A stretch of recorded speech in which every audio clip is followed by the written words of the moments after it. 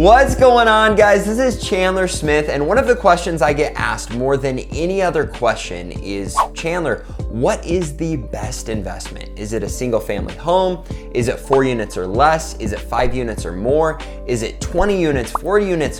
Where is the sweet spot where I can get the best return? So in this video, I'm gonna talk about the pros and cons of each of these investment properties and help you decide what is the best property to yield the highest return. So with all of that being said, let's jump into it. Now, before we get any further, I want you to know that I am going to share with you the best investment property for new investors and the sweet spot for experienced investors. So if you stick around till the end, we're gonna hit on that. If you're new to the channel, my name's Chandler Smith, and I've been investing in real estate for 8 years. I just turned 30 years old, and I currently own 114 units of rental real estate. I also own a 73 unit storage complex.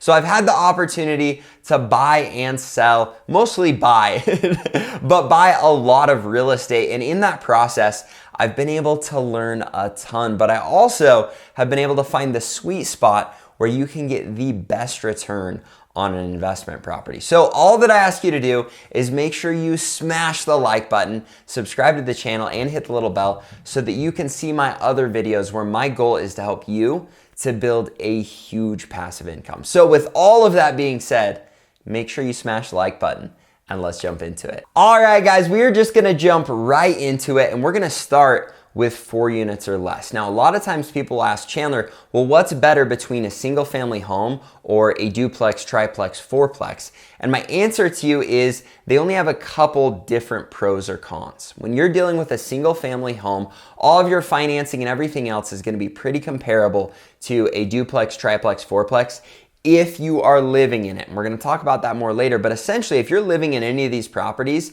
your numbers are going to be very similar with financing. However, if you're not living in it, they're gonna be very similar as well. And if you're in a single family home, it's very hard to house hack. And what that is living in it while also renting to other people. Now, you can do it, but you're gonna be sharing a house rather than being in one unit while someone else is in another unit. And so for this reason, I like duplex, triplex, fourplex because you can live in it and house hack it, and that's a huge advantage. Now, single family homes can be advantageous because you're going to have less turnover, and a big reason for that is that you don't have multiple people living next to each other. However, when you're dealing with a single family home, a lot of times your expenses end up more because you don't have as many people there to pay more rent to cover those expenses. You still have one roof on this property where you're gonna probably have the same roof and the same expense to replace it if you have a fourplex that's most likely generating a lot more income. So the more units you have under one roof, odds are your expenses are going to drop. However, the more units you have together, the more turnover you're going to experience. So with both of these, you have your pros or cons, but if I'm asked, Chandler, what's better between single family, duplex, triplex, fourplex, it depends on what you're looking for, but the answer is yes. These can all be a great investment property. And the reason that they're great, especially for new investors, is because the barrier to entry is extremely low. Now, the reasoning for this is financing is very flexible with incredible terms for these units. So if you're going to live in one of these units, you can get as low as a 10% or a 5% or even a 3.5% down. You can get a 3.5% down if you're using an FHA loan. If you're buying 4 units or less and you're not living in it, you're still going to have to deal with 25% down. However, you get that fixed for 30 years with an extremely low interest rate, good closing costs, and that's why people are drawn to 4 units or less. Because with 4 units or less, your barrier to entry is always going to be a lot lower. This means that a lot of new investors start here, and they should, because their stupid tax is going to be a lot less as well. What I mean by this is if you have expenses or things that come up, if you buy a 40-plex and you have no idea what you're doing and you make a big mistake, it's going to cost a lot more than if you make a mistake on a duplex. And your risk is going to be a lot lower as well because you don't have to deal with crazy interest rates changing or other bad terms. You get a 30-year fixed mortgage, which is going to increase your cash flow and put you in a very safe place. Now, I'm sure there are a couple of you saying, Chandler, if it's so good to buy 4 units or less, why would you ever move past that? And the answer is 4 units or less also have a lot of cons that are tied to them. The first big con is competition. Because your barrier to entry is substantially lower in 4 units or less, you have way more competition. This means that finding good deals is substantially more difficult when you're dealing with 4 units or less. On top of that, it's extremely hard to scale with 4 units or less because not only is there a lot of competition, but to get 100 units of rental real estate, that's a lot of purchases, and a lot of times those are hard to find. So if you've got a lot of cash, this is very hard to scale. The only other negative to 4 units or less is you're going to have a higher expense percentage. And the reason for this is if you've got a fourplex and it has a roof on it and it's the same size as a single family home, both of those roofs are just as expensive to fix. And the same principle applies when you go from a fourplex up to an eightplex. My eightplex roof is about the same size as my fourplex roof. It's maybe a little bigger, but it's not that much more expensive to fix. The same goes with maintenance. Now, on my single family home, I've got a full yard I have to maintain. I have a yard that's almost the same size on one of my eightplexes, or even on my 24plex, it's not gonna be the same size as a single family home, but it's not that much bigger and the maintenance isn't that much more. However, the percentage maintenance for a 24plex compared to a single family home is drastically smaller. And so it gives you the ability to have lower expenses because you're scaling. So those are all of the pros and cons of 4 units or less. And you can see this is why I push new investors in this area, because it's a great place to start. You've got a low barrier to entry, you've got great financing, you've got a lower stupid tax, you've got all of these positives with a couple negatives. Now, if we jump over that line into 5 units or more, this is where things get tricky. So the biggest issue you're going to run into when you cross from 4 units or less into 5 units or more is your barrier to entry. First off, things are going to be more expensive, but on top of that, your financing becomes atrocious. Like in comparison, going from 30 years down to 20 years, potentially having a balloon payment, the rates are changing, your financing just sucks. And this is what keeps a lot of people from making the jump from 4 units or less into 5 units or more, because the financing is just kind of a bummer. And when you're used to a 30-year fixed, it's really hard to adjust. However, I promise you, if you're an experienced investor, you know what you're doing, the upside of being 5 units plus is going to be so great that I promise you, you're going to find it worth it. And what's really cool is I've come to find that from 5 to 10 units, you're still dealing with the competition of 1 to 4 units.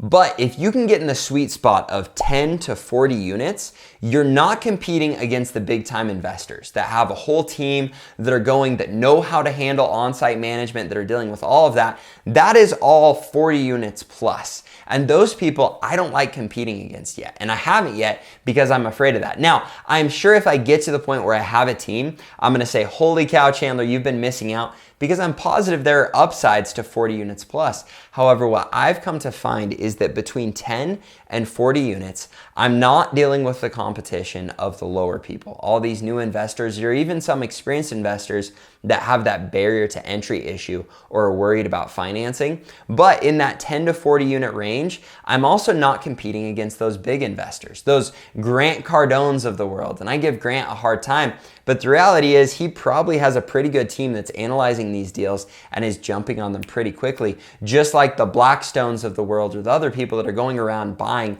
a lot of real estate that's 40 units plus. And so I've found this sweet spot between 10 and 40 units where there is a huge upside. I'm sure a lot of you are saying, well, Chandler, the financing is terrible.